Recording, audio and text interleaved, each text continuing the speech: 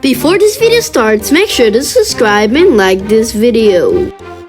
So today I'm going to be discussing with you guys how long it took me to solve the Rubik's Cube. It was really hard at first, I'm not going to lie to you. So I'm going to be giving you information on how I learned, why I learned, and how long it took me to learn. So when I was little, when I saw people solving the Rubik's Cube, I was like, what? Are they geniuses? Are they Einstein or something?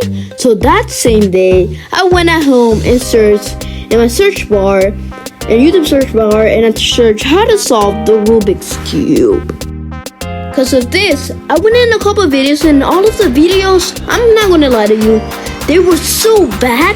Like the explanations and everything was so bad. Like, yeah, I'm going to admit it. They were pretty good at moving the cube. I'm not gonna lie, they were pretty advanced.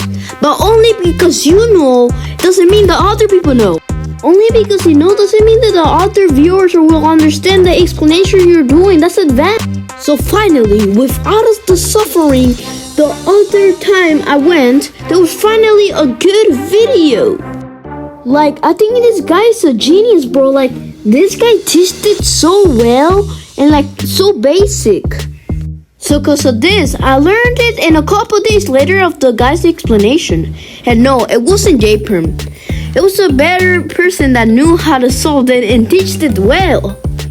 Like, after that day, I remember I went to the couch and I felt like I won a world record, bro. I was so proud of myself. I remember that I also showed my parents and they were so impressed. They were like, what? So that day was my best experience on this world, man. It was the best day. I guess I'm not a disappointment anymore. Let's go! I'm actually worth something. That was the exact words I said after I solved it. Isn't that cool?